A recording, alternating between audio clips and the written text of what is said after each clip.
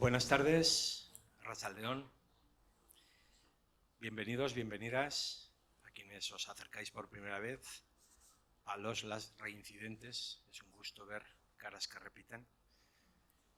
Y para aprovechar el tiempo al máximo, no voy a perder tiempo en presentaciones que yo creo que no hacen falta. Me acompañan esta tarde para abordar ni más ni menos que el tema de la persona en el mundo creativo, en la trayectoria artística de quienes ocupamos esta mesa. Miguel Vergasa, a mi derecha, fotógrafo, y Pedro Salaberry, a la derecha de Miguel, pintor. Como sabéis, este ciclo está pretendiendo escarbar en algunas temáticas que, desde mi punto de vista, y he de decir que es mi punto de vista particular, articulan en gran medida lo que es la construcción de los elementos que permiten identificar las claves, al menos de mi trayectoria. Y como la verdad es que en esta iniciativa he mirado por mí mismo el primero, me quise acompañar de colegas cuya obra me reverbera de una manera especial.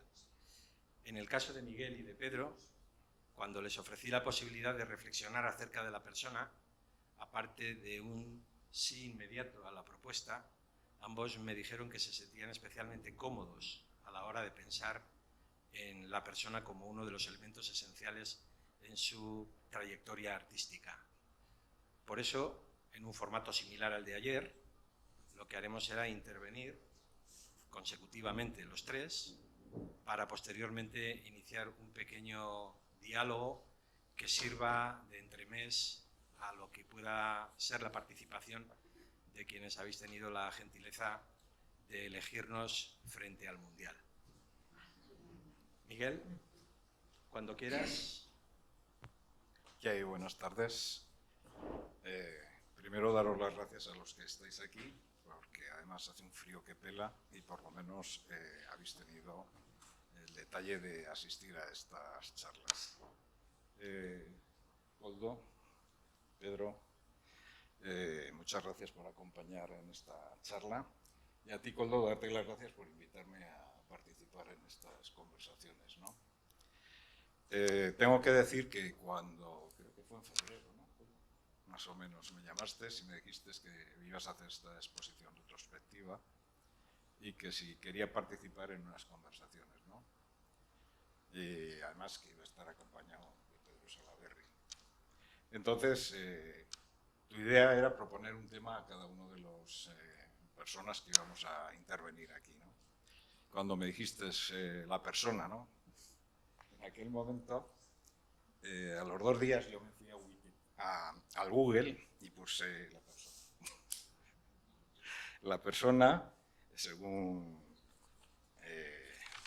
Google, dice nombre femenino, individuo de la especie humana, individuo cuya identidad se desconoce no se expresa.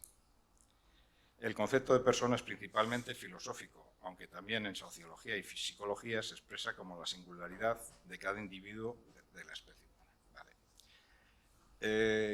Obviamente yo cuando me propusiste el tema de la persona sabía que tú conoces mi trabajo y quizá mi trabajo fotográfico está encaminado hacia la persona. Entonces, la mayoría de la gente que está aquí no conoce mi trabajo fotográfico y voy a referirme a 3 trabajos fotográficos que yo he realizado donde el centro es la persona, ¿no? Además, son trabajos fotográficos realizados aquí, 2 de ellos en Navarra, con lo cual les va a ser familiar de los temas que voy a hablar. Para ponernos en situación, tengo que decir que yo estuve 13 años ausente de aquí de Pamplona y cuando yo volví en 1984, en esos 13 años yo había estado viviendo en Madrid y había realizado fotografía de varios ámbitos, ¿no? Para mí la ventaja que tiene la fotografía, que es en mi caso como cualquier otra expresión artística, es que tú puedes manifestar lo que tú sientes a través de imágenes y encaminarte hacia lo que realmente te motiva. Ayer, José Ignacio, siempre te bautizo de otra forma, hacía referencia a una cosa que yo también soy partícipe, que es la infancia, los recuerdos, la emotividad, ¿no? Cuando yo regresé de esos años que había estado fuera, yo tenía muchos recuerdos de mi infancia, ¿no? Y mi infancia se había desarrollado en un pueblo que se llama Cizur-Mayor, donde viví de pequeño. Entonces, quise recuperar muchas imágenes que yo tenía guardadas en mi memoria. Y esas imágenes estaban relacionadas con personas que yo conocía, que trabajaban en lugares diferentes y que yo quería plasmar fotográficamente. El tema de fotografiar a las personas depende de las situaciones y de la relación que se pueda tener con esas personas, ¿no? En mi caso concreto, siempre trato de, cuando voy a fotografiar a personas, previamente romper esa barrera que existe ante una persona desconocida. Este trabajo, que yo lo llamé Después del tiempo, lo inicié en la fábrica de harinas de Cizur-Mayor. Todos estos tipos de fotografías son documentos de lugares que ya no existen, ¿no? A la vez yo quería ser notario de un tiempo, de mi época, la que me ha tocado vivir, con sus luces y sombras, pero la mía. Yo soy notario de mi época, punto. Y mi época relacionada con las personas. Entonces, ese trabajo lo comencé, cuando llegué a Pamplona de nuevo, y también fotografié personas en la parte antigua de Pamplona. Yo no buscaba personas que tuviesen que ver con temas de artesanía o que fuesen populares, personas anónimas, donde su lugar de trabajo había sido su espacio durante el cual habían vivido toda su vida y que una vez pasasen a la jubilación, muchos de esos espacios se han cerrado, ¿no? Por ejemplo, donde hoy está la Carbonera, antes había ahí unos pequeños talleres. Yo fotografié a las personas que trabajaban en esos talleres. En la calle San Agustín había un ultramarinos donde yo fotografié a esas personas. ¿Cómo fotografío a esas personas? Porque, como digo, previamente yo entablo un diálogo con esas personas. No me gusta que se sientan incómodos cuando yo pongo la cámara en un trípode y los voy a fotografiar.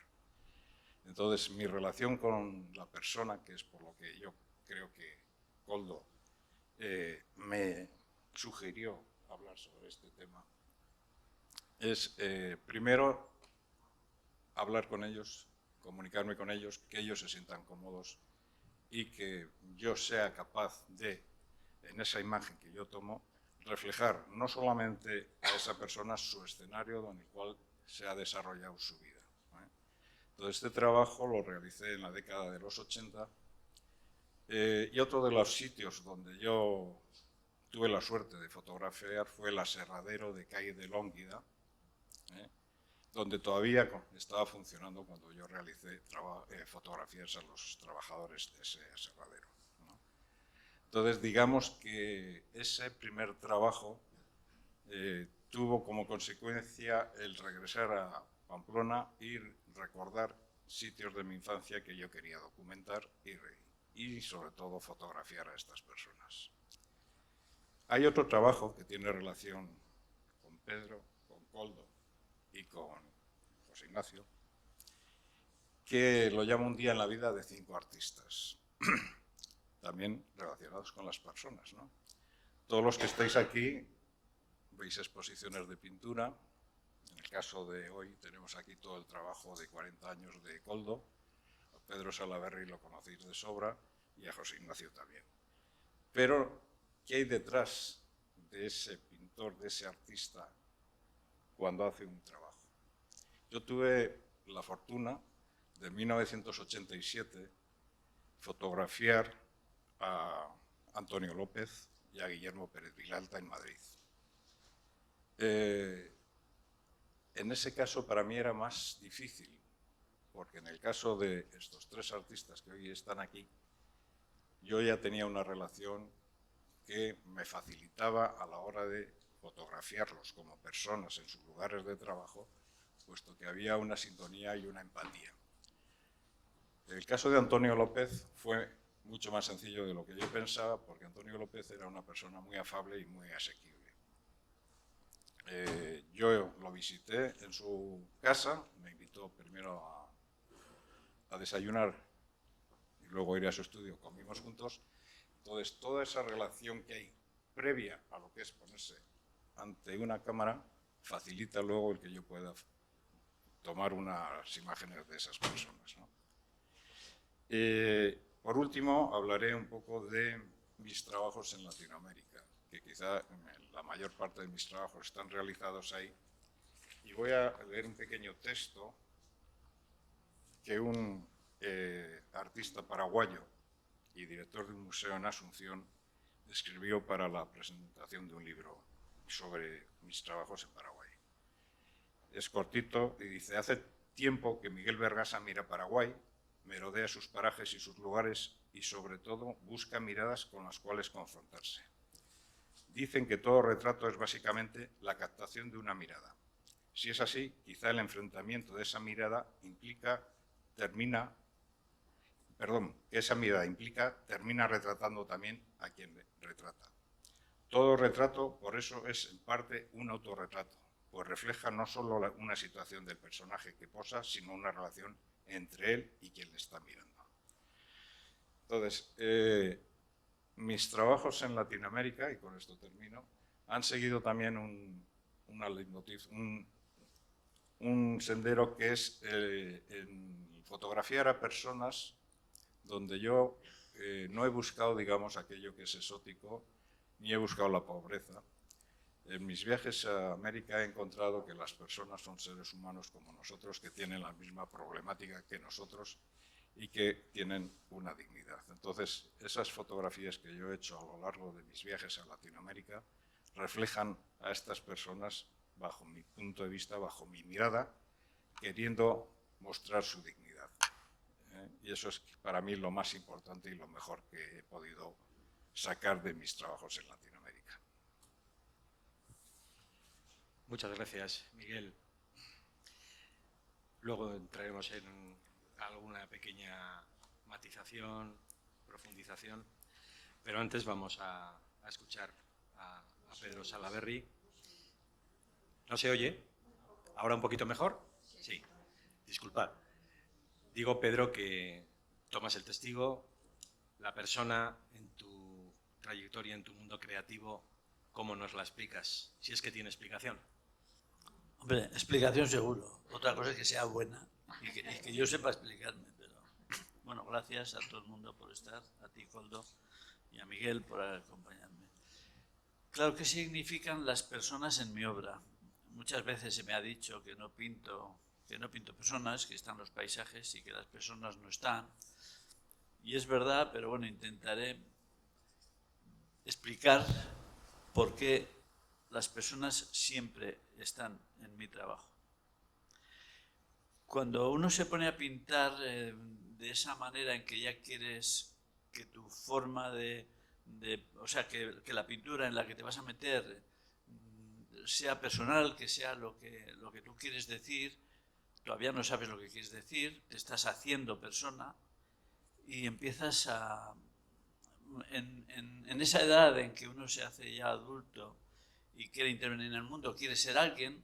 La juventud es oscura, como sabéis, y son todo preguntas y relámpagos y lluvias y tormentas, y uno no sabe muy bien a dónde va, tiene sus timideces, sus complejos, sus rollos, ¿no? Yo, de hecho, en un libro que sacó el gobierno de Navarra, los primeros cuadros que aparecen en ese libro son abstractos. Yo empecé a trabajar de delineante, empecé a ganar dinero como delineante, luego me fui dando cuenta que bueno, estaba muy bien, me gustaba la arquitectura, me gustaba todo, pero yo quería pintar. Sin embargo, en ese esfuerzo de dibujar, de hacer planos, hice muchos planos de casas. A partir de los 15 años yo empecé a trabajar con un arquitecto. Y seguramente tenía entonces, y la he seguido teniendo, un cierto afán de organizar, de ordenar, de construir, ¿no? Pero cuando ya quise, digamos, decir, bueno, ¿de qué hablo? Y en un tiempo en que estábamos en una dictadura, en que no te permitían ser, que no podías pensar, bueno, pensar sí, si no lo decías. Claro, el pensamiento es libre, ¿no? Pero no digas lo que piensas. Entonces, yo nací en una familia humilde y, bueno, seguramente, y en aquel tiempo reivindicativo, dices, ¿qué voy a contar yo? ¿De qué voy a hablar? Pues voy a hablar de mi gente, de las personas con las que yo vivo. Y entonces empecé a pintar, bueno, pues a mi hermana que se estaba lavando los pies en un balde de zinc, o a mi madre, o a Mari Carmen, mi mujer, o amigos. ¿Y de qué manera? Pues nada, intentando que lo que yo pintaba pues fueran ellos. Es decir, sin énfasis y desde luego, como seguramente también es el caso de Miguel, tratando de que, o sea, acercándome a lo que yo tenía cerca. Yo no buscaba personas de relumbrón ni quería contar qué era lo importante en la sociedad. Yo quería reivindicar mi vida. Yo vivía en una casa, vivía con unas personas y quería hablar de ellas. Y en alguna medida siempre tienes un impulso ejemplarizante cuando eres joven. Los jóvenes venimos a cambiar el mundo. Luego ya nos damos cuenta de que, bueno, que el mundo se va cambiando él solito y que tú eres un grano de polvo en el universo, uno de esos granos de polvo que decía José Ignacio Agorreta, que él ve que se mueven cuando entra en las casas abandonadas. De manera que yo empecé a pintar las personas. Es el tiempo que se dio en llamarnos a algunos la Escuela de Pamplona. ¿Y qué era la Escuela de Pamplona? Nada, pero la Escuela de Pamplona eran unas personas que estábamos descubriendo el mundo, que queríamos hablar de él a través de la pintura y que entonces pintábamos lo que teníamos cerca y además, insisto, con un carácter en alguna medida didáctico. Queríamos dar dignidad, queríamos hablar bien de lo que teníamos cerca. No queríamos hablar bien ni de la realeza, ni de los poderes, ni del dinero, ni de nada, sino de nuestra gente. Así que yo pinté unos asfaltando la avenida de la Baja Navarra, unos obreros cavando una zanja. Había una cierta voluntad social, ¿no? En ese momento. Ese fue, bueno, Pello bostezando, es decir, Pello que era uno de los que pintábamos, amigo, pintor, pues un cuadro lo pinto bostezando a él, ¿no? Cosas así, ¿no? Bueno, Pello fue tan lejos, para que entendáis un poco lo que intento explicar, fue tan lejos que pintó una placa turca con su correspondiente zurullo, para entendernos, ¿no? Eso fue un cuadro. Y ese cuadro lo expuso en una colectiva que hicimos en la Sala de Cultura de Castillo de Maya. Ahí había una cierta voluntad agresiva en su caso, ¿no? Pero era decir, joder, o sea, vamos a hablar de lo que queramos. No se puede hablar, no se puede pensar, estamos jorobados.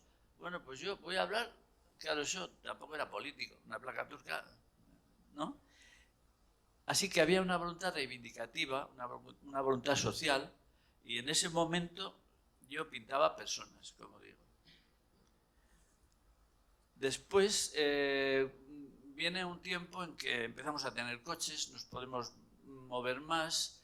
Yo empecé a ir al monte con mis hermanos y me empecé a preguntar también qué es lo que yo quería pintar, porque eso era, estábamos pintando a lo que parecía que pasaba, ¿no? Uno cuando empieza en esos años a pintar, todavía no sabes cuál es tu aportación, tú estás intentando aclararte, ¿no?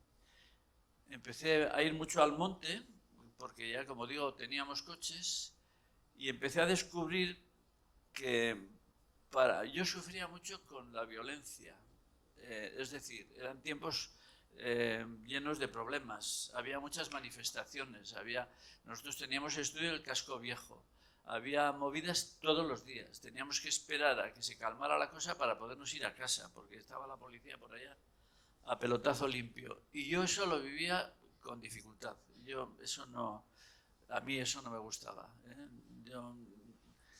siempre he querido entender cómo uno tiene que manifestarse socialmente, pero no estaba en mí la bronca, ¿no? Yo con eso no podía. Y entonces, claro, me voy al monte, me voy al campo y sale esa naturaleza curativa, esa naturaleza que te calma, ¿no?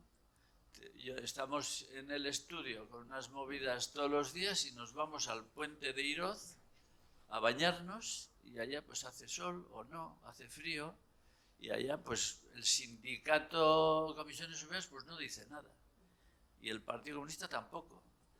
Yo todo eso lo llevaba mal, yo sufría con eso, necesitaba encontrar un lenitivo, ¿no? Y entonces pues viene ese rollo de la generación hippie, ¿no?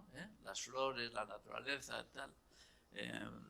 Llegaban ya los Beatles, Dylan, la isla de White, todo eso, ¿no?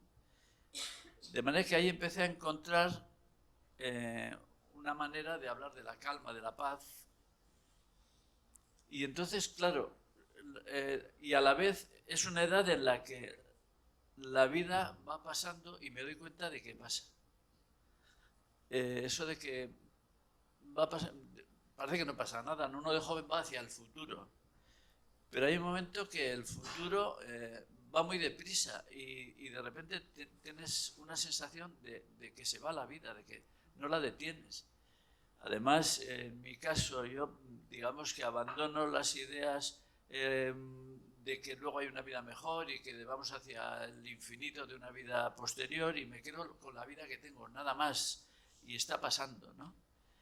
Y entonces ahí viene una cierta ansiedad de querer hacer cosas que perduren, que me sobrevivan. Yo creo que ese puede ser un impulso que tiene casi todo el mundo. Dejar señales en la vida, dejar señales en tu camino, ¿no? Y entonces el pintar esos paisajes, acabo explicándome por qué hago eso, por qué no meto personas dentro del paisaje. Porque digo, hombre, el Monte Ori va a seguir ahí, ¿no? Yo voy a pasar por allá, pero el Monte Ori va a seguir. Entonces, si pinto el Monte Ori, es como que esto, ¿no? Los Pirineos, como que esto me va a sobrevivir, que va a quedar ahí, ¿no? Y en ese tiempo pinto unas figuras transparentes, que no tienen nombre ni apellido. Son personas, pero no tienen nombre ni apellido. No quiero que sean nadie en concreto. Me voy con mis amigos y con mi chica y al monte y lo pasamos fenomenal. Pero no les pinto a ellos. Cuando pinto unas personas son seres, además en algunos casos transparentes. En ese momento, hablando con los amigos y tal, pues claro, Pedro Manterola me dice, esos fantasmas es la vida que pasa. Esos fantasmas son la sensación de que la vida está yéndose, de que esa figura que está atravesando el escenario, tanto el de los montes como el de la ciudad, eres tú, que te vas y se queda el escenario. De manera que eso, pues así era, ¿no? Y esa idea de que la fugacidad de la vida y que yo intento detenerla y no puedo, seguramente unos cuantos años me fastidió. Es decir, esa cosa de que la vida se te va, de que tú no la puedes detener, pues me fastidiaba. Eso acaba uno aceptándolo o si no está jodido para siempre. Es decir, o lo aceptas o estás jorobado, ¿no? Yo creo que acabé aceptándolo y entonces yo había pintado, como digo, muchas personas y en ese momento yo no pintaba personas, casi era un poco una especie de no quiero pintar personas con nombre y apellido, o sea, somos seres, no quiero pintar a mi amigo, no, somos personas, somos seres, ¿no?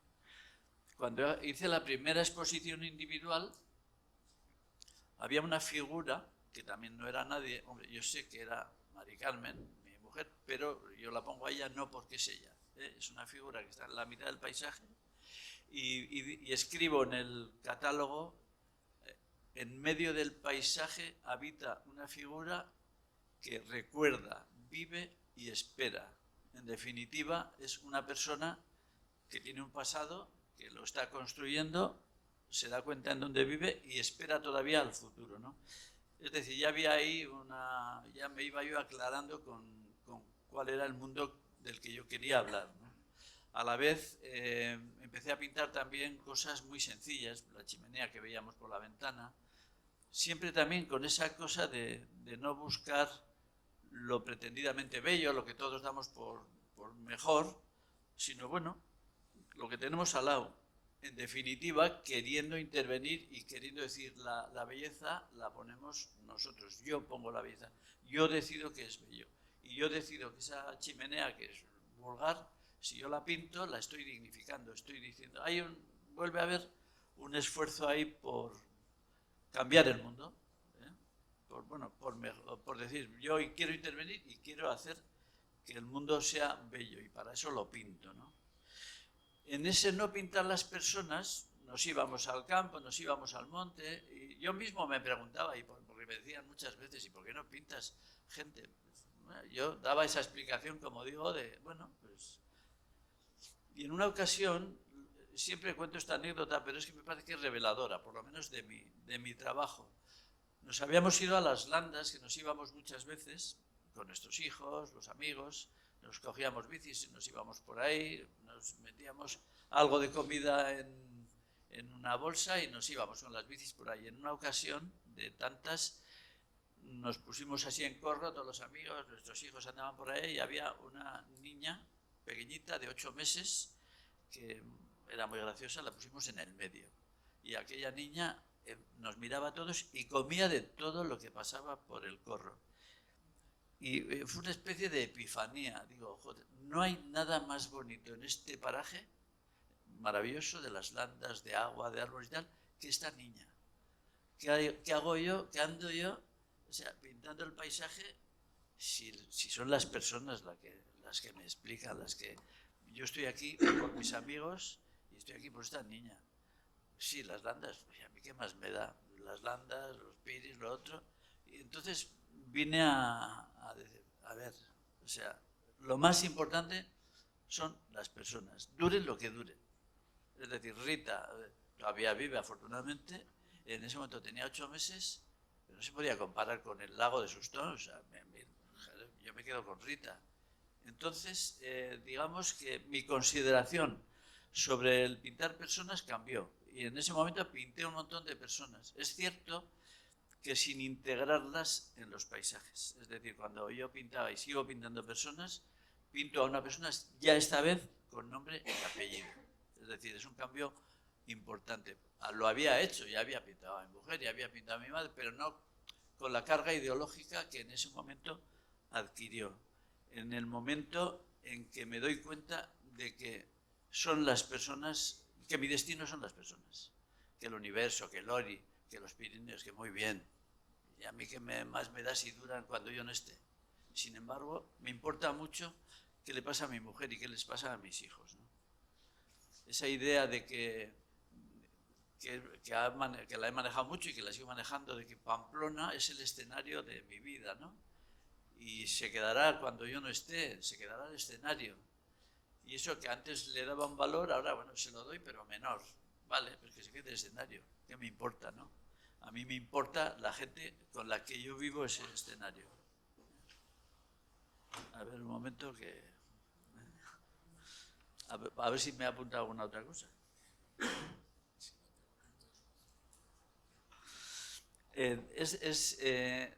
Hay otra cosa también en los paisajes que pinto. Yo nunca he pintado para mí. Yo pinto para comunicarme con los demás. Yo creo que la forma más depurada, más precisa que yo tengo de decirle algo, a deciros algo a las personas, el esfuerzo mayor que hago de depuración es la pintura. Entonces, pinto un paisaje no para recrearme en él, qué bonito, se lo quiero contar a alguien, os lo quiero contar. Me voy a los pinos y los pinto, pero es para enseñaros y de, oye, mira qué bonito esto y lo otro.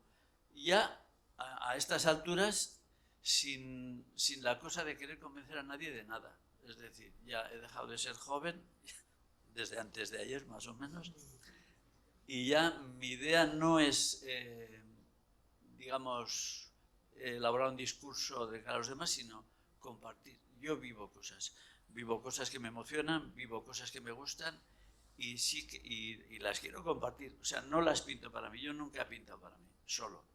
Pinto porque es la manera que tengo más precisa de aportar algo a la sociedad en la que vivo. Hay otros que hacen otras cosas yo las disfruto, como ha dicho Miguel, que él está haciendo una crónica de su tiempo. Yo no quiero hacer una crónica de mi tiempo, yo quiero vivir. Y en ese vivir, pintar es lo que mejor sé hacer o a lo que más esfuerzo le dedico. De manera que en esos paisajes están las personas a las que van dirigidos. Y yo estoy indicando, mirad aquí, mirad allá. Las personas están siempre en mi trabajo. Y en algunos casos he pintado un paisaje y he puesto un cuadradito, o dos, o varios. Esos cuadraditos son personas. Eso es la razón. Es decir, en eso que decimos las emociones, lo que uno vive por ahí, lo que le disfruta, lo que le gusta, pero yo necesito pensarlo, imaginarlo y razonarlo. No me vale solo la emoción, necesito pensar por qué me pasa todo eso. Y a veces en esos paisajes, porque tampoco soy de la naturaleza salvaje, tengo que confesarlo. Me gusta una naturaleza que me deje caminar por ella. Es decir, el Pirineo es muy hermoso, pero yo voy cuando no está nevando. Iba de joven, ya no. De manera que me gusta una cierta naturaleza domesticada, por así decirlo. Una naturaleza que me permita vivir en ella. Yo no me voy a ir al Polo Norte, porque hace mucho frío. No. Y desde luego tampoco quiero 40 y tantos grados en Pamplona. A mí me gustaría, a ser posible, 30 grados, que está muy bien, que lloviera, claro. De manera que todo eso está en eso que cuento. Y esos cuadraditos que a veces aparecen, es la razón, es decir, bueno, aquí hay personas mirando, aquí hay personas apoyándose en el suelo y mirando a ese paisaje que es muy hermoso, porque yo utilizo la naturaleza. Yo me voy a pasear por ahí, me ducho, por así decirlo, espiritualmente. El caminar es muy liberador, a mí me libera mucho. Caminando pienso muchas cosas, me imagino muchas cosas y me quito todos los ruidos que uno adquiere en la ciudad y en las obligaciones del día a día, ¿no? Caminar es ir soltando todo eso y dejar que entre el viento, que entre la lluvia. Entonces, esa naturaleza resulta que yo luego la pinto, la domestico en alguna medida para evocarla, pero no quiero hacer una crónica de la naturaleza, porque es solo una idea, es un lugar imaginado. Yo también he dicho más de una vez que mi patria es mi imaginación. Lo que soy capaz de imaginar, lo que soy capaz de recordar, lo que soy capaz de prever, esa es mi patria, ¿no? A ver. No sé si me estoy pasando de tiempo. Ah, no. Bueno. No, que acabo ya, tranquilos. Así que, bueno, insistir en esta idea. Además, cuando hago algo, también, como digo, me dirijo a los demás. No me dirijo para provocar, ni para inquietar, ni para fastidiar. Ya, por lo menos ahora, que no tengo una intención ni evangelizadora, ni de nada, sino, bueno, yo ya me he puesto de acuerdo con que voy cumpliendo años, la salud me respeta, esto es muy importante, no me duele el estómago, no me duele nada. Y eso está muy bien. Y como y bebo con mucho gusto. Yo creo que cuando me ataque la salud, no estaré tan tranquilo, pero vamos a dejarlo de momento ahí. De manera que yo ahora, cuando pinto y cuando hago cosas, lo que quiero es echar al corro armonía, belleza. Es un empeño muy claro. O sea que a la hora de pintar, digamos que un estado de ánimo quizás intervenga sin yo darme cuenta, pero no quiero que intervenga. Yo cuando me pongo a pintar, que me cuestan a veces y los cuelgo los cuadros y pasa tiempo, quiero que al final el resultado sea armónico, que sea bello. Es decir, yo no me dejo llevar y ahí me expreso y ahí saco mis demonios. No digo que no lo haya hecho, no lo he hecho demasiado, desde luego, pero ahora no quiero hacer eso. Eso es algo que yo construyo, algo que hago. Es como el cocinero que quiere hacer una comida que esté buena. Quiere que todos los que están ahí digan, qué bueno está esto. Pues eso quiero yo. Es decir, no quiero hacer algo rápido para, oye, nos quitamos el hambre. No. Quiero hacer cuadros que sean amables, que sean bellos, que os gusten mucho porque es mi manera mejor de sentirme vivo. Así que quiero transmitir concordia, paz y al cabo, al final, pues seguramente quiero querer y ser querido, ¿no? Y entonces, pues las personas me resultan imprescindibles. Muchas gracias, Pedro. Muchas gracias, Miguel. Guardad algún aplauso para mí, que voy a tomar la palabra ahora. Vale, cierro esta intervención más o menos descriptiva, planteando un poco lo que ha sido mi reflexión en torno a la persona. Y para abordar el eje de hoy, yo la verdad es que necesito establecer una premisa. En esta sala hay dos categorías de personas: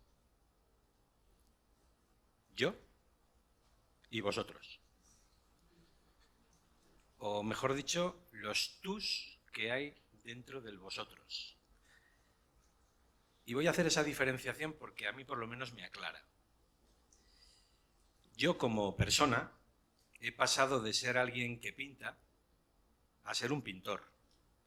Alguien que ha trascendido desde su condición de ser un mero constructor de pinturas a ser, pintando, su propio autoconstructor.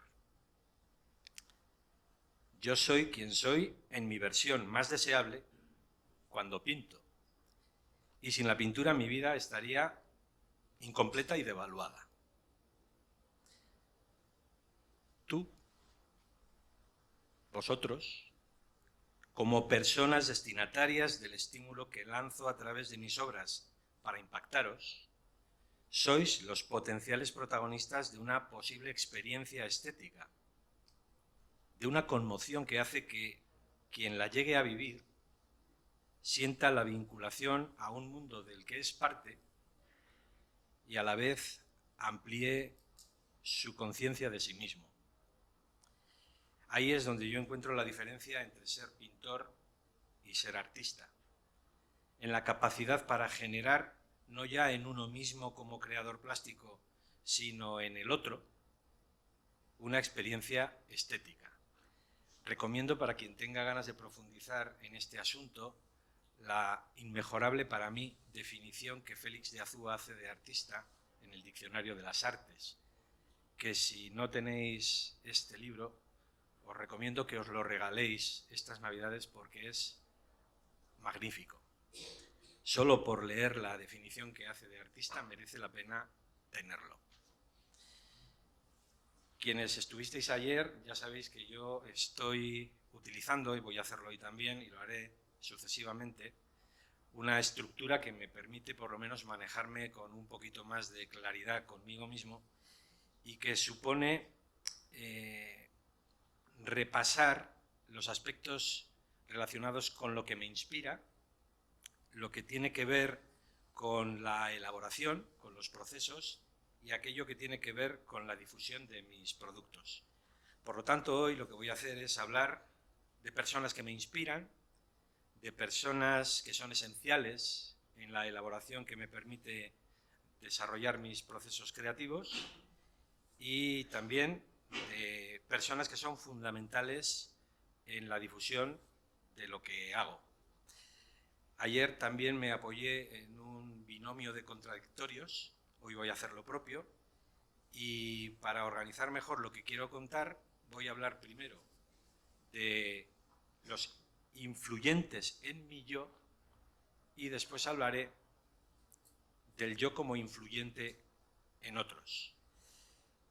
Empezando por lo primero, que es el de los influyentes en mi yo, en relación con la inspiración, tengo bastante claro dónde está el foco inicial de esas personas inspiradoras para mí. Y están en los clásicos artistas que me vinculan al constructivismo ruso, a Kandinsky, a Albers, a Johannes Itten, a Aurelien Nemours. Son figuras a las que les debo buena parte de mi formación visual, de mi cultura visual. Y ayer ya adelantaba que sin ningún género de dudas, quien me muestra el horizonte que yo quiero alcanzar cuando aspiro a que quien mire mis obras en un momento dado necesite cerrar los ojos es Fernando Zóbel. A él es a quien le debo la orientación ambivalente de mi trabajo, que oscila entre la geometría y lo orgánico, y a lo que en principio creo que me he dedicado, entre otras razones, porque no sé cómo salir de ese equilibrio. Desde luego también me inspiran autores a los que puedo tocar, como Miguel, como Pedro, como el resto de colegas que forman parte de este elenco que participa en el ciclo que nos trae aquí, y otros que no están dentro de ese grupo. Incluso también creo que me influyen quienes con su ejemplo me ayudan a alejarme de determinadas actitudes vitales. No solo es influyente el que lo hace desde el enfoque positivo, sino también es influyente el que con su actitud ante la vida te marca un camino que tú precisamente no quieres recorrer. Colegas que en principio inspiran con su manera de entender el hecho artístico mi propio modo de entender la creación plástica. En cuanto a la elaboración, tengo que destacar sin ningún género de dudas la labor que algunos profesores en el bachiller o en magisterio, como sabéis quienes me conocéis, yo me he dedicado toda mi vida profesional a la pedagogía terapéutica. Me he encontrado en el camino con algunos, el profesor Serfati, el profesor Blasco, que no solamente me enseñaron algunas técnicas y procedimientos que mejoraban mi capacidad para desenvolverme en ese campo, sino que sobre todo reforzaron mi relación con la creación plástica. Nada como un buen maestro que hace que reconozcas tus potencialidades y te entregues a ellas, encontrando en su desarrollo tu propia tabla de salvación para salir airoso de tu propia circunstancia. Y esos profesores a mí me ofrecieron esa tabla de salvación no porque estuviese en una situación de desamparo o de crisis, pero sí de autorreconocimiento en una etapa de mi vida en la que eso era evidentemente muy necesario. Colegas de un valor como el que tengo que atribuir a Julián Gil. Julián me ha orientado y me ha acompañado a lo largo de prácticamente toda mi carrera profesional, pero lo ha hecho de una manera absolutamente decisoria y decisiva en la preparación de esta exposición retrospectiva, porque durante más de un año ha estado ayudándome a estructurar mi propio archivo, a configurar la muestra que tenéis aquí y muy particularmente a dar sentido con sus preguntas a las respuestas que yo podía tener para mis propias dudas sin saber a veces que las tenía. Y en ese sentido, esta es una ocasión única para agradecer a Julián Gil, profesor durante muchísimos años hasta que se jubiló de teoría de la forma en la Complutense de Madrid, tanto en Bellas Artes como en la Facultad de Arquitectura, la labor impagable que ha hecho, no en este año y pico, casi 2, que me ha acompañado, sino a lo largo de los más de 30 años en los que llevo sintiendo su tutela y su afecto. Por supuesto que en la elaboración también hay personas influyentes que no puedo dejar de mencionar en estas circunstancias. El más relevante de todos, con diferencia, muy difícil tiene el segundo de la lista en alcanzar su posición, es mi padre. Mi padre Vicente, que murió ya hace unos años, es el máximo exponente de la asistencia infatigable e infalible. Solo se equivocaba cuando no insistía lo suficiente para hacerme cambiar de opinión ante los errores que él veía claramente que estaba a punto de cometer. Bueno, quizá era cuando más y mejor me ayudaba. Pero desde luego no se puede tener un compañero de viaje en esas labores que generalmente siempre son poco gratas que alguien como él. En la difusión tengo que citar a personas que me han influido decisivamente. Galeristas, agentes culturales, programadores técnicos. La verdad es que yo me siento muy apoyado. He recibido muchísima ayuda. Probablemente sin esa ayuda y sin ese apoyo difícilmente hubiese podido llegar a donde estoy. Por mí solo soy incapaz de llegar a este punto. Pero sí que quiero destacar, quizá porque se fueron demasiado pronto, a dos personas concretas. Una, Miguel Alberquilla, pintor del ámbito geométrico de reputadísimo prestigio, que dirigía la Galería Quorum que ayer ya mencioné y al que conocí en el año 1994. A propuesta de él expuse por primera vez en Madrid y a raíz de esa relación pude hacerlo repetidas veces precisamente en ese templo de la abstracción geométrica que era la Galería Quorum. Cuando en la programación que me incluyeron la primera vez que expuse en esa galería tuve que tomar el testigo a Eusebio Sempere, a mí me temblaban las piernas. Y desde luego en ningún momento me hicieron sentir, Miguel Alberquilla me hizo sentir en ningún momento que fuese un artista de relleno en su programación, sino que más bien todo lo contrario, intentó impulsar todo lo posible, en algunas ocasiones con éxito, porque gracias a su labor mi obra está en algunas colecciones de cierto prestigio, todo lo que yo podía necesitar en aquel momento de aterrizaje, pues prácticamente incipiente en el Madrid de los primeros años 90. La otra persona a la que me quiero referir es lo que antes he denominado técnicos. Me quiero referir a Miquel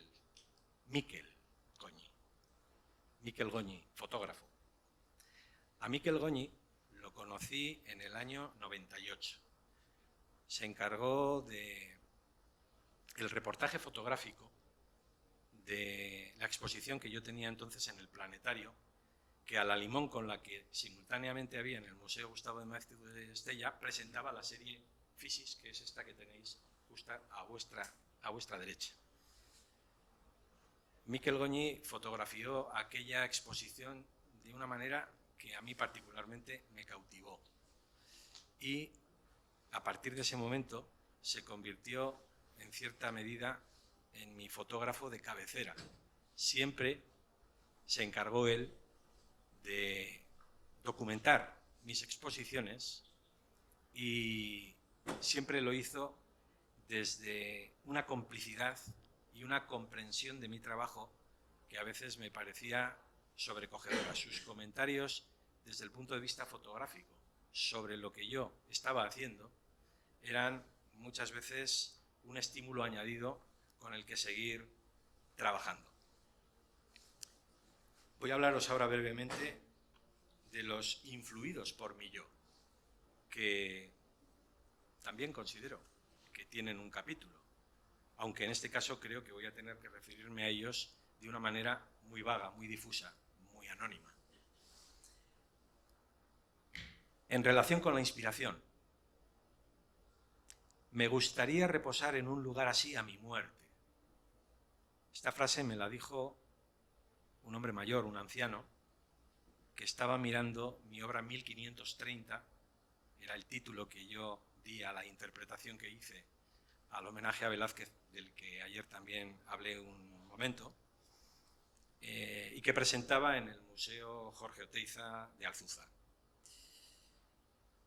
Eso es lo que yo entiendo por influencia inspiradora de mi obra en otra persona. Esa frase lo resume perfectamente. No creo que pueda dar un argumento que supere ese enunciado que esta persona me dijo contemplando lo que era simplemente una construcción, fruto del desarrollo que yo estaba haciendo de mi serie Calignometrías. En cuanto a la elaboración, no son pocas las personas que se interesan por mi técnica, por la manera que yo tengo de pintar. Yo no tengo problemas en explicarme y en dar detalles al respecto, incluso me gusta. Pero mi última frase siempre es la misma. Explora, ensaya, busca tu camino, crea tus propias maneras, juega. Quizá es el mayor y mejor argumento que como pintor autodidacta que soy puedo ofrecer a quien se interesa por cómo yo trabajo. Yo trabajo por ensayo-error, me equivoco muchas más veces de las que acierto y mi aprendizaje es lento, como yo mismo. Pero sin embargo la profundidad de aquello que llego a conocer tiene un calado que probablemente la formación técnica reglada quizá no llegue a dar nunca.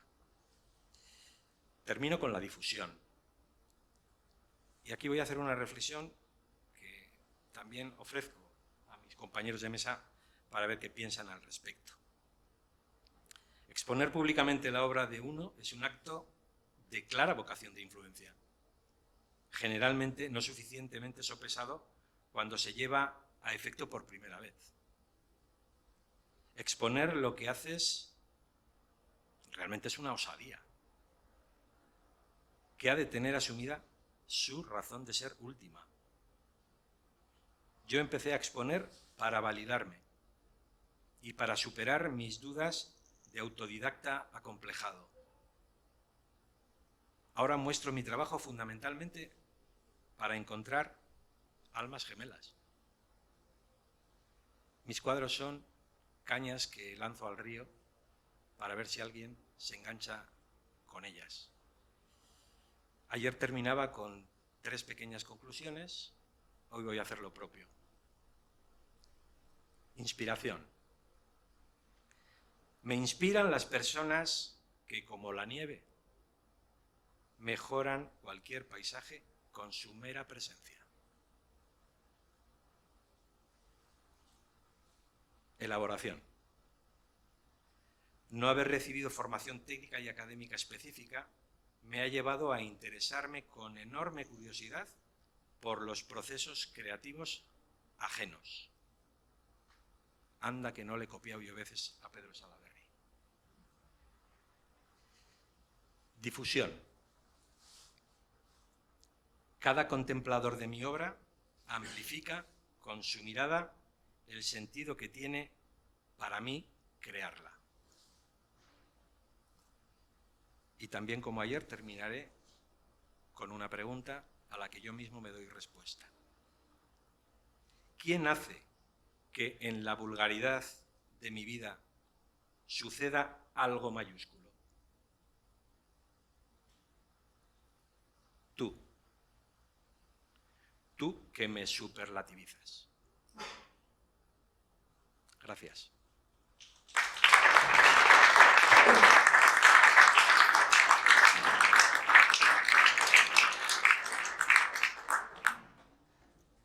¿Puedo hablar? Adelante, Miguel. Tuyo el micrófono Sí. y el tiempo que Bueno, necesites. al hilo de lo último que acabas de decir, ¿no?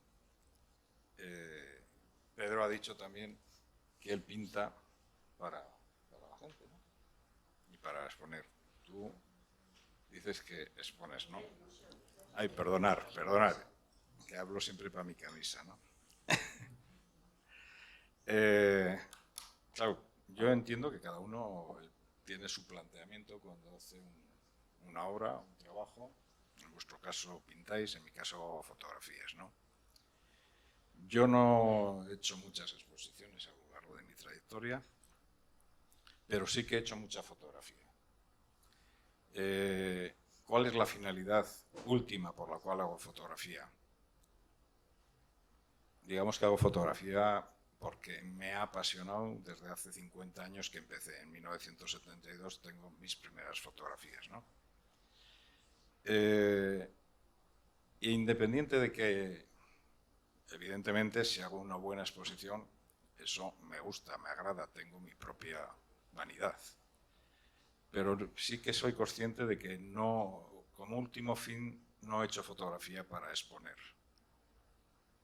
Lo he hecho porque he disfrutado, en el sentido de que he querido, como he dicho en mi corta intervención, fotografiar aquello que sé que es algo que está ahí y que va a desaparecer, porque siempre he guiado mi fotografía hacia lo que he dicho, ser notario de mi época, de mi tiempo, y dejar constancia de esa, en este caso, de las personas en diferentes facetas, como he comentado, como es la vida vuestra a la hora de trabajar en vuestro taller, que tuve la ocasión de estar con cada uno de vosotros, porque era el complemento para un trabajo que había hecho hace 35 años, o el trabajo que he dicho de la gente en sus lugares de trabajo, ¿no? Siempre he disfrutado haciendo ese tipo de fotografías, fotografiando personas, ¿no? Pero yo entiendo que si hago una exposición, obviamente, sería un cínico si no dijese que realmente me satisface si esa persona que ve ese trabajo mío, esa fotografía mía, percibe una sensación, percibe un sentimiento, ¿no? Al fin y al cabo, cuando tú ves una imagen o una exposición, lo que quieres es que esas imágenes que estén colgadas, en tu caso, aquí tienes el trabajo de 40 años, y cada una de las personas que están aquí percibirán una sensación viendo cada uno de estos cuadros, que no será la misma. ¿Eh? Pero ese es para mí lo importante cuando veo un trabajo, ¿no? Pero, bien, esa es mi forma de plantearme la fotografía. Independiente de que tenga más o menos difusión, yo seguiré haciendo fotografía. ¿Hasta cuándo? No lo sé.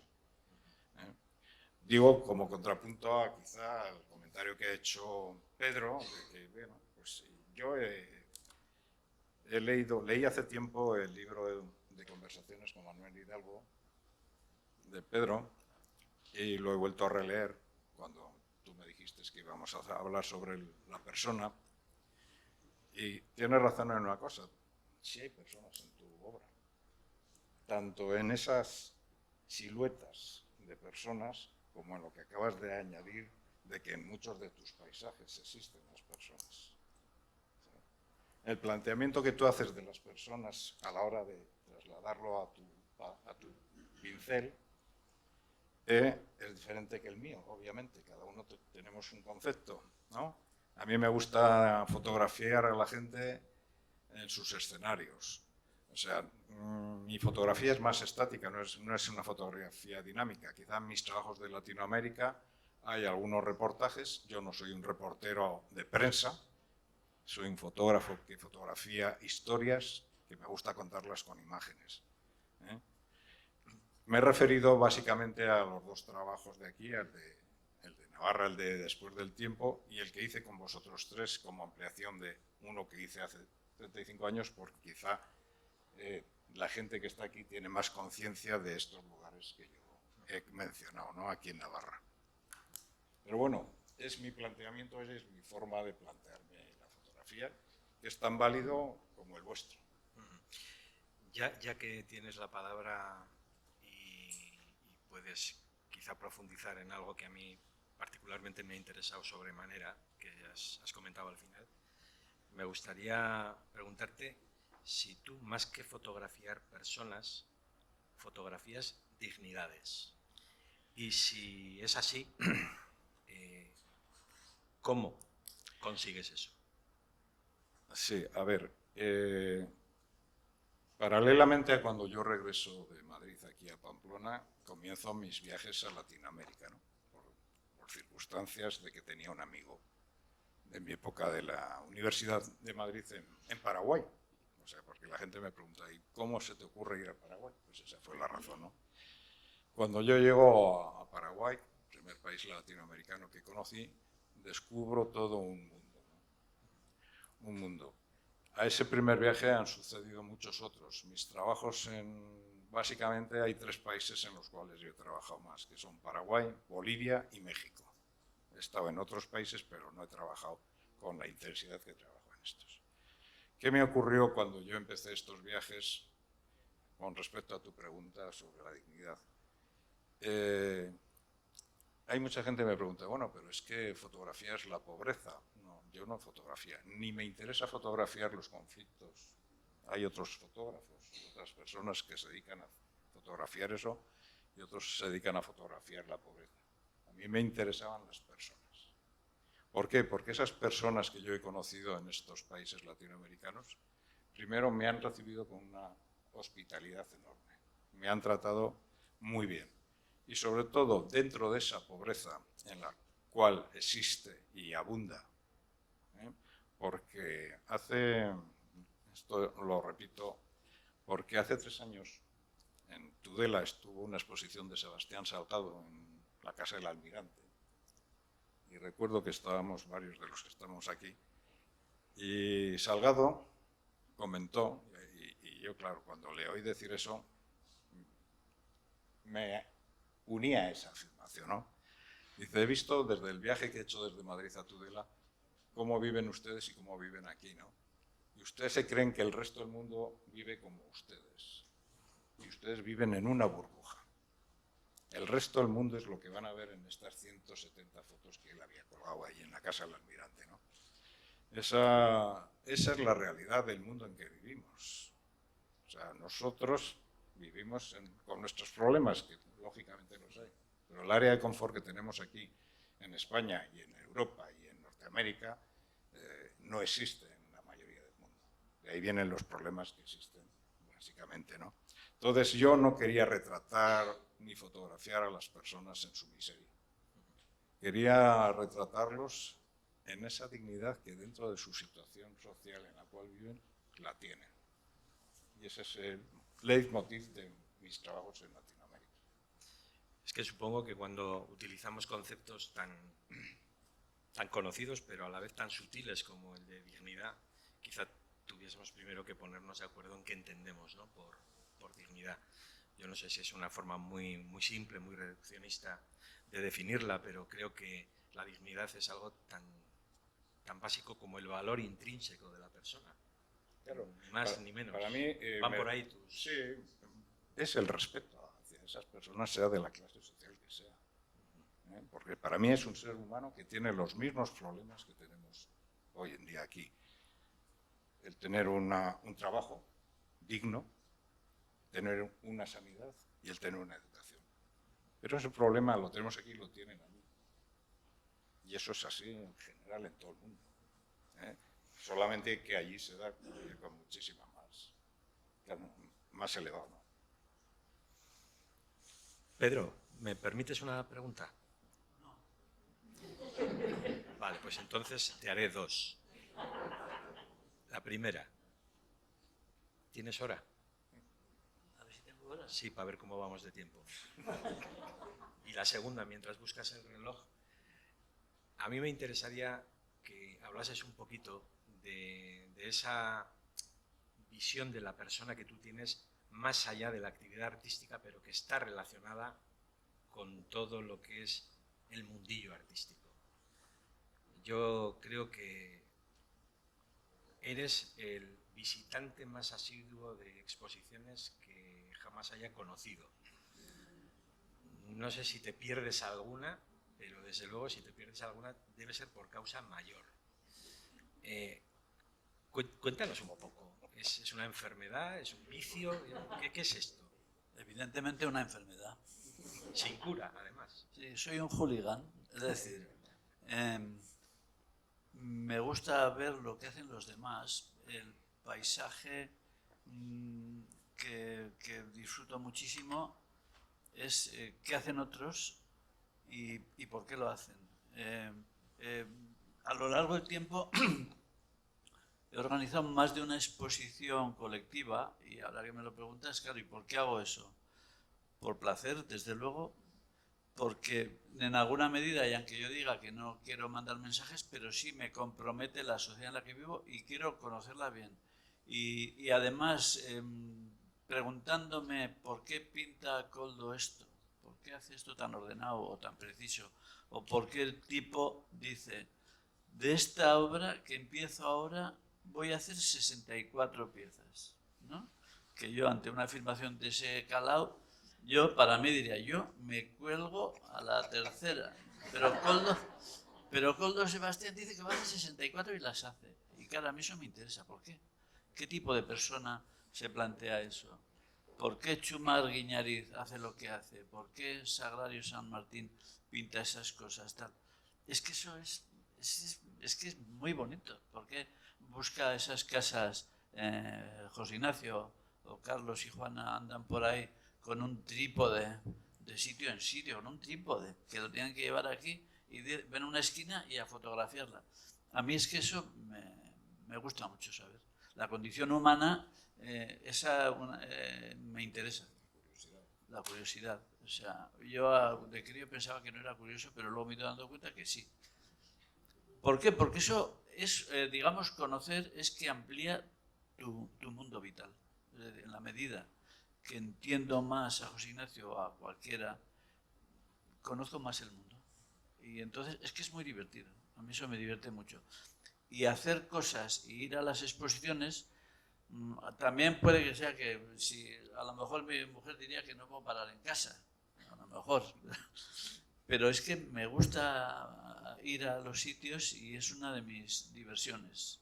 De hecho, estás aquí, no en casa. Pero porque me has obligado tú. Yo ahora estaría viendo el España-Japón, que es donde deberíamos estar todos. Pero... Así que las personas me interesan, me gustan las personas. O sea, no me gustan todas, evidentemente. Hay algunas que no me gustan nada.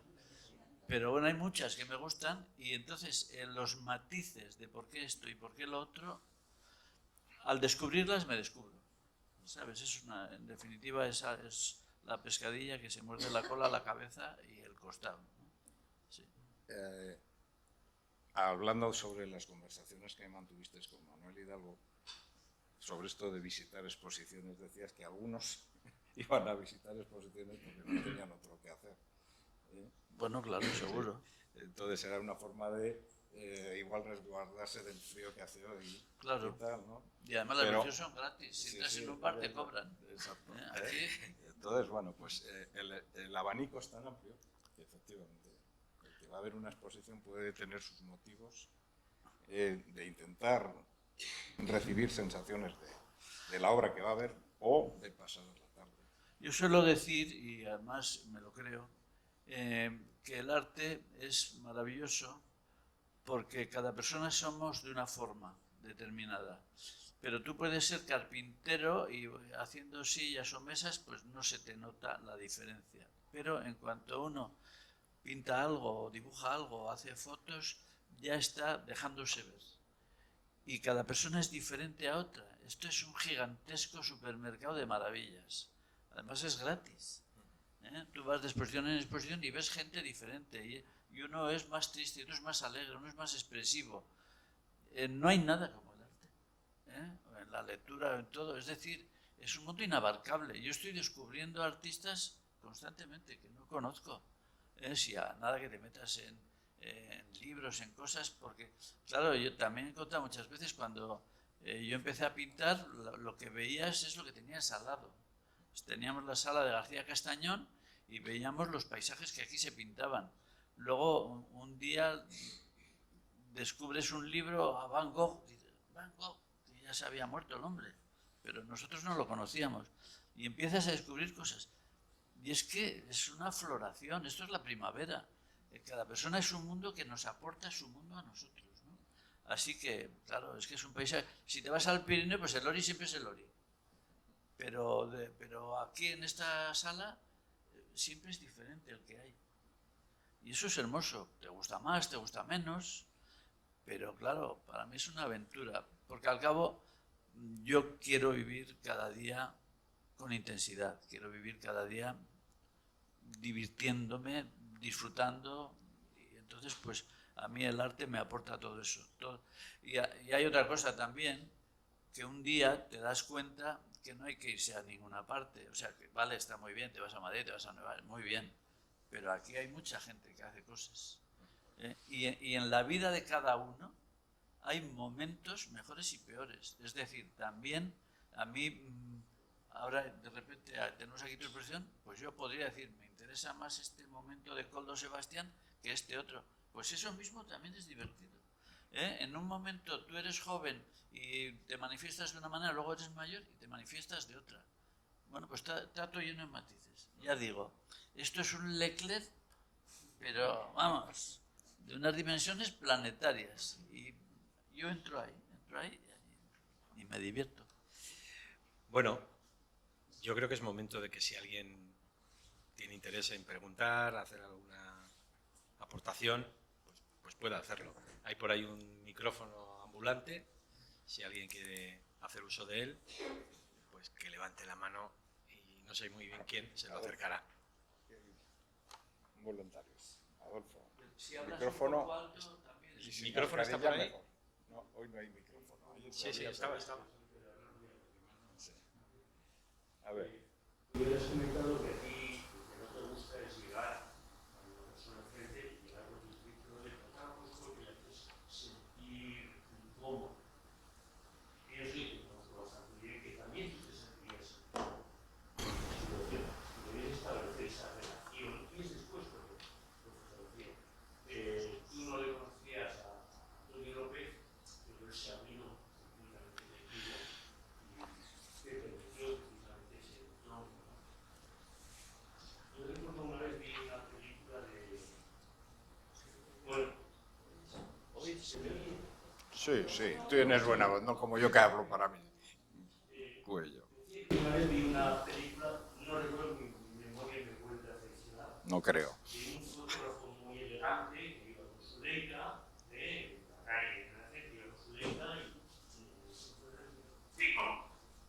entonces la persona creía que había ocurrido, pero cuando se volvía ya no había nadie fotografiando. Es una forma absolutamente diferente de interpretar. Claro. ¿Cómo ves tú esa forma? A ver, mira, he comentado al principio, ciñéndome a la fotografía, que es donde nos movemos algunos de los que veo que están por ahí, que la ventaja que tiene es que el abanico es muy amplio y cada uno puede trabajar y expresarse con imágenes que él crea, de la forma que él siente y que quiere expresarse. O sea, yo me decanté por esa fotografía de las personas cuando regresé aquí a Pamplona, básicamente, porque, y tú sabes bien, porque vivías en Madrid también en esa época, estábamos, y yo siempre llamo a esa época de principiantes, de aprendices, porque no sabíamos por dónde nos íbamos a decantar, ¿no? Yo me decanté por eso. Hay otros que van por la fotografía conceptual y es tan válido como cualquier otra expresión fotográfica. Concretando sobre lo que tú comentas, ¿no? A mí me cuesta, o sea, el reportero de prensa o el fotógrafo de guerra o el fotógrafo que hace una fotografía dinámica trabaja quizá de esa forma, mientras que mi forma de trabajar es mucho más pausada, ¿no? No todos mis trabajos son así porque hay algunas fotografías que he hecho en Latinoamérica que quizá sean más dinámicas, pero vamos a suponer que el 80% son fotografías, retratos ambientados o teatralizados, porque busco un escenario donde fotografiarlos. Pero sí que es cierto que esa forma que tú dices de atacar con la cámara no me siento cómodo ni yo mismo. Has hecho mención a lo de Antonio López y Antonio López tuve una suerte de que el día anterior del trabajo que había que hacer yo fui a su casa para presentarme, es decir, él sabía que iba a venir un fotógrafo para hacer un trabajo y me presenté y el tipo es tan cordial que me recibió. Y me dijo, y él me marcó un poco la pauta, me dijo, mira, mañana te vienes para las 8 de la mañana y desayunamos aquí juntos, ¿no? Entonces, claro, eso ya no es llegar, avasallar y poner la cámara, el trípode y fotografiarlo. Y ahí rompimos un poco el hielo, ¿no? Con Guillermo Pérez Vilalta, que estuve por la tarde, ahí estaba más complicado porque llegué a su casa y era la primera vez que él me veía y yo le veía a él, ¿no?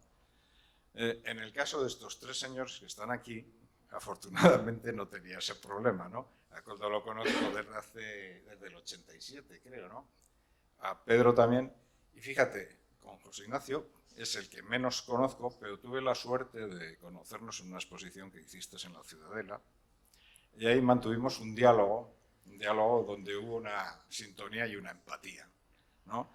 Entonces, cuando yo, después de digitalizar estos trabajos de hace 37 años, dije, ¿qué puedo hacer con esto? Y entonces les propuse a los tres si podía ir un día a su estudio, un día de trabajo normal y corriente, y era el mismo trabajo que había hecho 35 años, lo hice con ellos, ¿no? Justo antes de la pandemia, ¿no? Durante un año. Con ese trabajo pues tengo un librito que se llama Un día en la vida de 5 artistas. ¿Qué pretendía con esto? Simplemente mostrar lo que hay detrás de estos cuadros, o los cuadros de Pedro o los de José Ignacio, ¿no? Cómo son ellos a la hora de estar trabajando. Pero con estos tenía una ventaja enorme, ya los conocía y me encontraba con ellos tan a gusto cuando estaban trabajando, ¿no? En el caso de Latinoamérica, primero hay una cuestión fundamental para mí, que es no tenía barrera idiomática, ¿no? Sí que siempre he tratado de hablar con las personas, sea en Bolivia, en Paraguay o en México, ¿no? En México recuerdo que estuve hace 5 años en una charreada en Guadalajara. Claro, joder, están ahí con los caballos, los lazos y tal, y yo me bajé abajo. Había un estrado, unas gradas, y yo me bajé a ellos y me puse de cháchara con ellos durante más de 1 hora, ¿no? Antes de empezar a hacerles fotografías, ¿no? Porque si no llegas allí y empiezas a disparar. Aparte que si no, a veces esas fotos luego no te sirven porque los ves muy tensos, ¿eh? Y a mí me gusta que se encuentren cómodos conmigo, ¿no? Pero sí que es cierto que cada uno se plantea la forma de trabajar como él lo siente o como él quiere presentar luego su trabajo, ¿no? Y sí que hay fotógrafos que trabajan de esa forma. Bueno, como he dicho, cada uno se lo plantea y todo es válido, ¿no? No sé si te he contestado mucho a la pregunta. No sé si... ¿Alguna otra intervención? ¿Alguna pregunta más?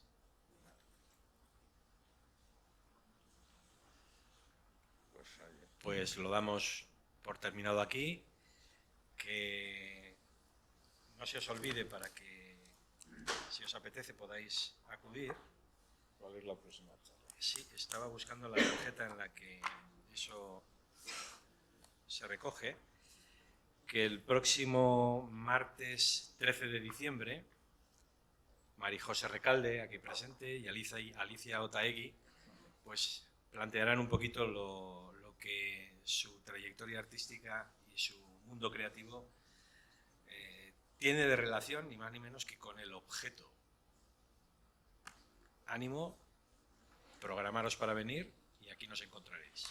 Gracias. Gracias.